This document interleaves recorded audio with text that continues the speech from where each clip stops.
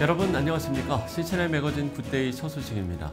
한국장로교 총연합회가 제42회 정기총회를 개최하고 새 대표회장에 권순흥 목사를 추대했습니다. 권순흥 신임 대표회장은 샬롬 부흥운동을 통해 장로교의 새로운 부흥을 이끌겠다고 취임 소감을 밝혔는데요. CCNR 취재팀이 보도합니다.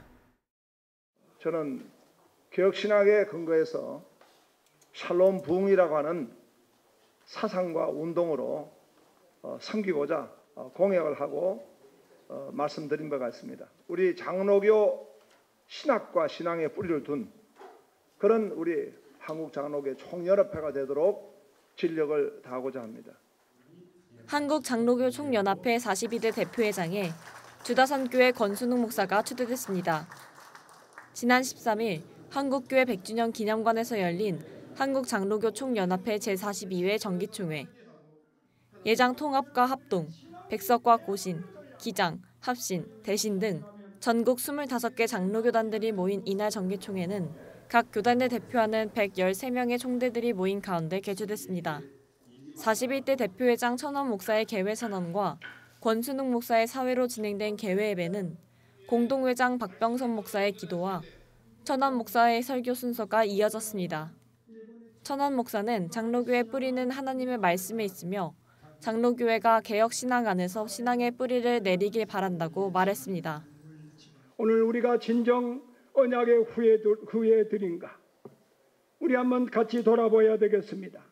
경건의 모양은 있으나 경건의 능력을 잃어버린 채 터무니없이 살고 있지는 아니한지 개혁신앙의 뿌리는 말씀임을 믿으십시오. 우리 장로교의 뿌리는 말씀임을 믿으십시오. 참석자들의 만장일치로 신임 대표회장에 추대된 권순흥 목사는 장로교의 정체성을 높이고 견고히 함으로 장로교의 날을 한국장로교회의 큰 마당이 되게 하겠다고 말했습니다. 무엇보다도 장로교의 날, 이 날을 발전하고 확대하고자 합니다.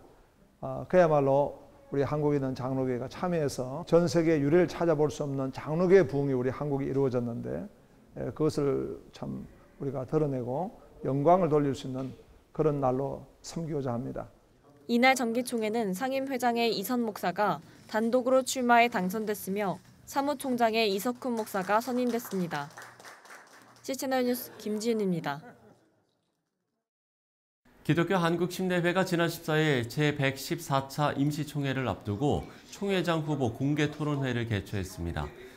기독교 한국침례회 총회 빌딩에서 열린 이번 공개 토론회에는 토론에 앞서 총회장 후보로 나선 새미래교회 조성원 목사와 음포교회 이온 목사의 정견 발표가 진행됐습니다.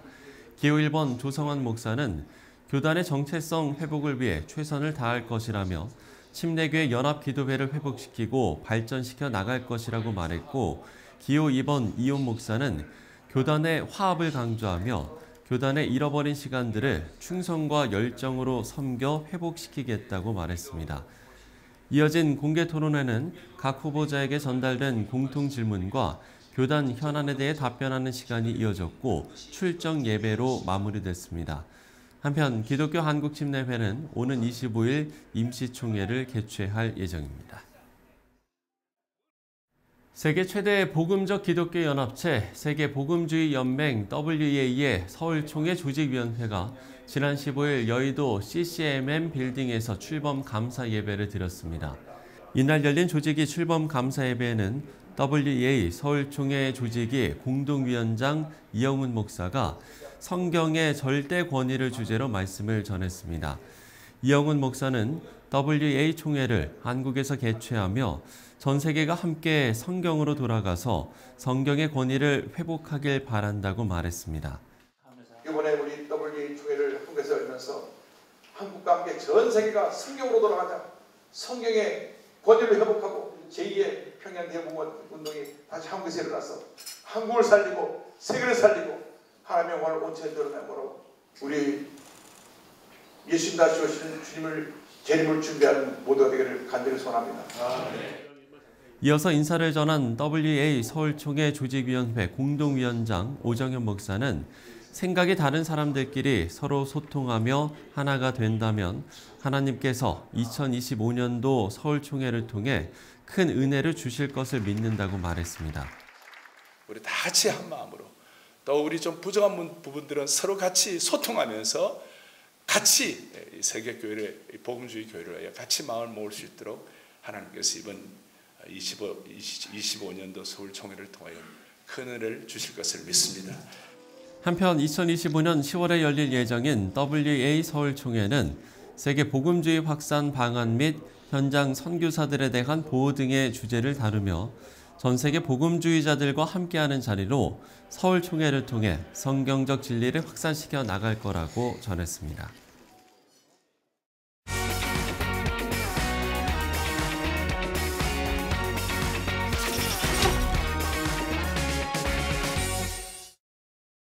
요즘 책 읽기 좋은 계절이라고들 많이 이야기합니다. 특정 계절만이 아니라 언제나 책을 가까이 하는 건 우리 모두에게 참 중요한 일인데요.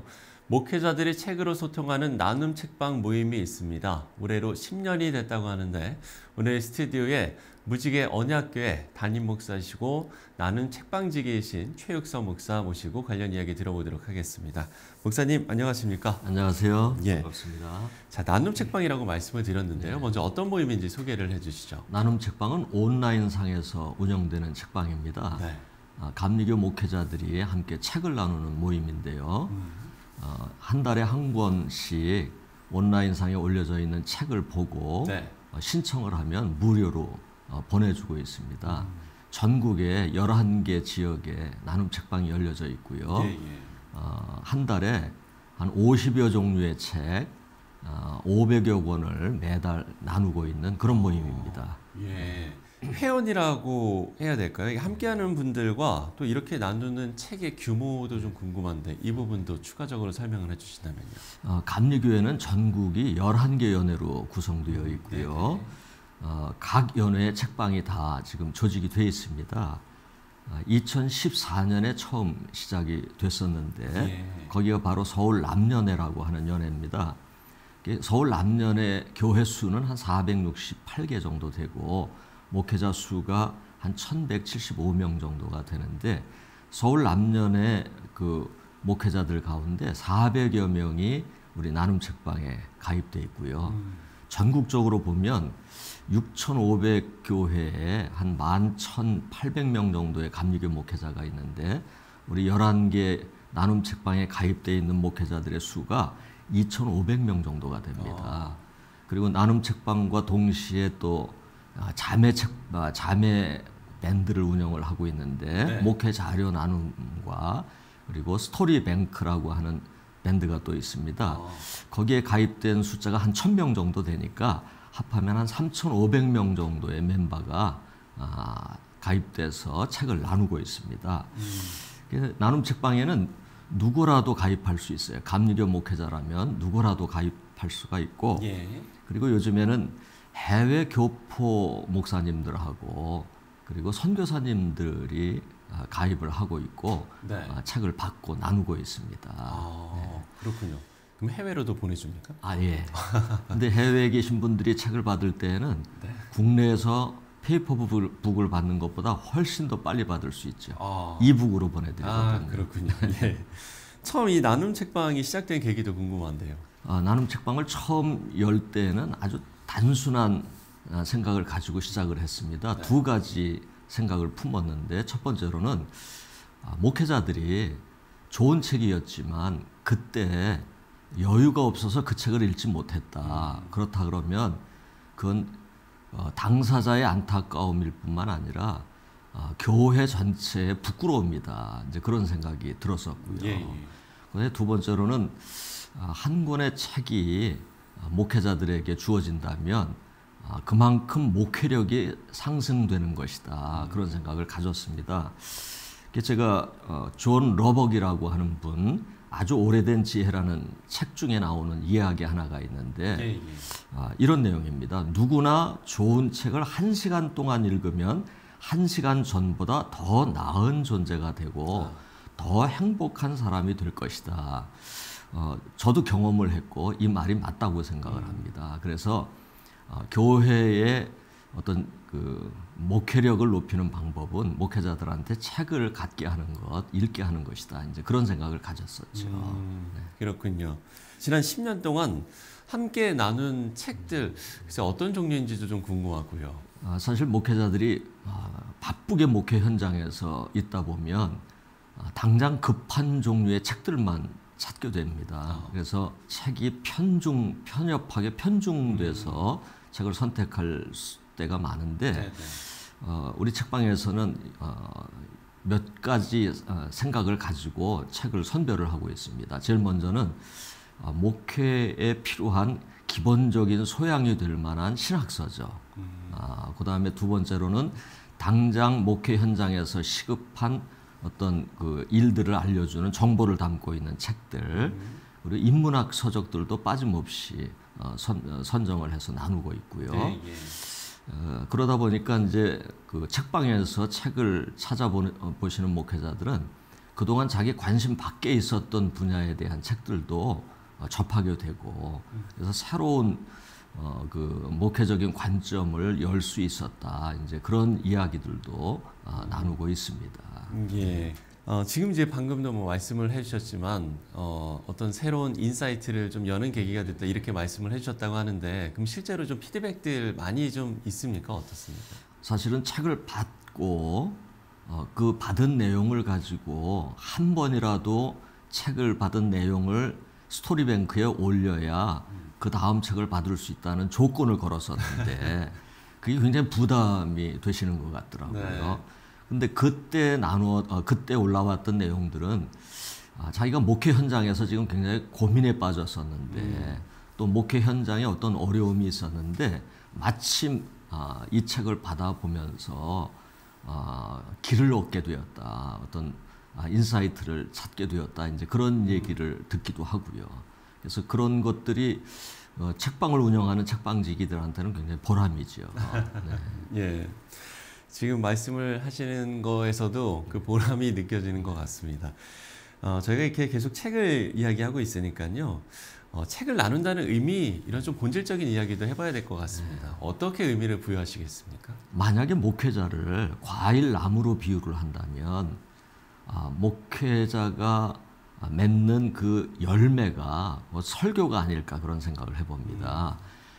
그 열매는 달고 그다음에 풍부한 풍미를 가져야 되겠죠. 그리고 또 병충해로부터도 막아야 되겠고요. 네네. 저는 이 역할을 하는 것이 목회자의 독서력이 아닐까 이제 그런 생각을 가져봅니다. 그래서 목회자들에게 책을 제공한다는 것은 이렇게 목회자를 건강하게 세우는 돕는 역할이 되지 않을까 이제 그렇게 생각이 들고요. 아까도 잠깐 말씀드렸지만 교포 목회자들과 해외 선교사들은 한국에서 발행되는 신학서적이나 신앙서적을 접하기가 어렵습니다. 그렇죠. 그 자료가 많이 부족하고요. 그런 분들에게 이제 책을 나누면서 책을 보내드리면서 이렇게 책을 기다려본 적이 없다. 그리고 설교가 풍성해졌다 하는 이야기들을 듣게 됩니다.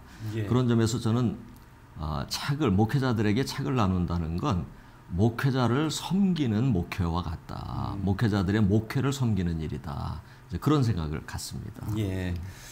이런 책 정보들 그야말로 목회자분들이나 또 신학생들에게도 매우 유익할 것 같다라는 생각이 드는데 실제로 그렇습니까? 어떻습니까?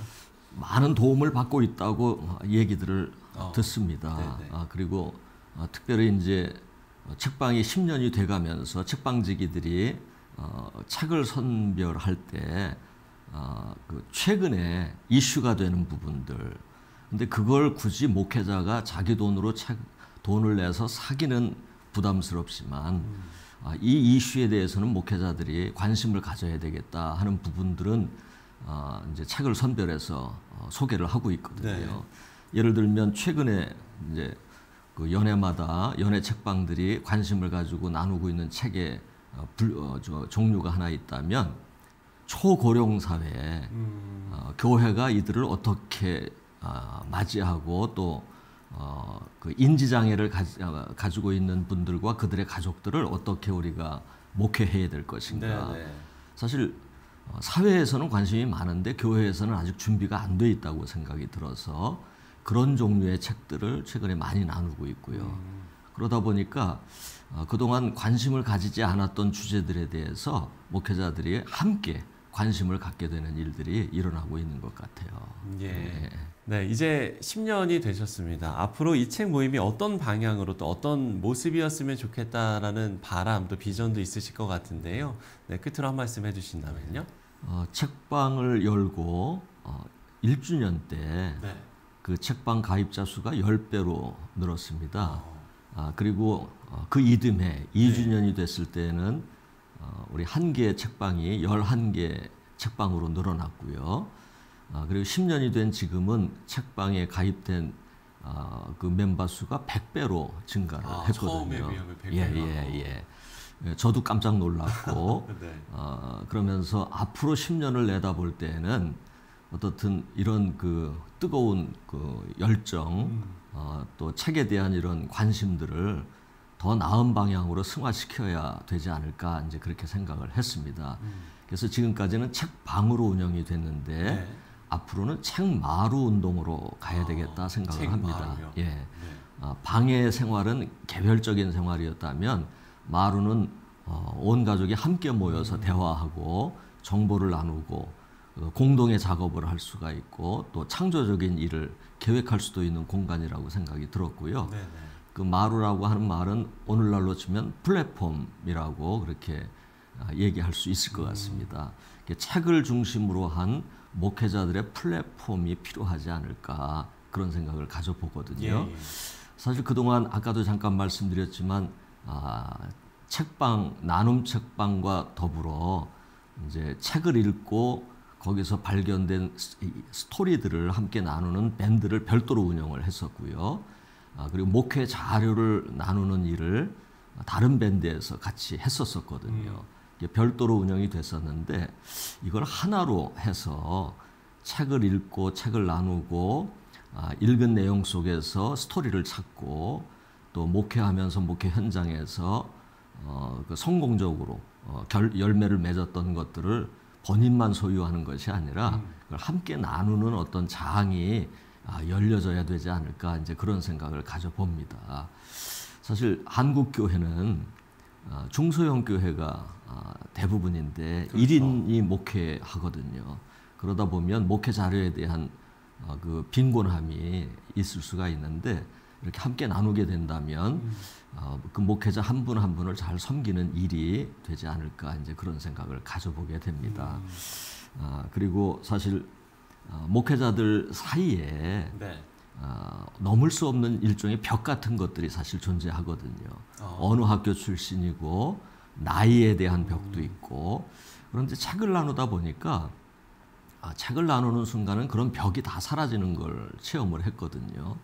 그런 점에서 이 책마루 운동을 통해서 목회자들 사이에 그런 벽들도 허무는 새로운 관계의 장이 열리지 않을까 그렇게 기대를 해보고 있습니다. 예, 책마루 운동, 그야말로 목회자를 위한 책 플랫폼을 만들 앞으로의 비전을 함께 나눠주셨습니다. 네, 지금까지 목회자들의 책 읽기와 책 나눔으로 함께한 나눔 책방지기 최효성 목사와 함께 이야기 나눠봤습니다. 오늘 말씀 고맙습니다. 감사합니다.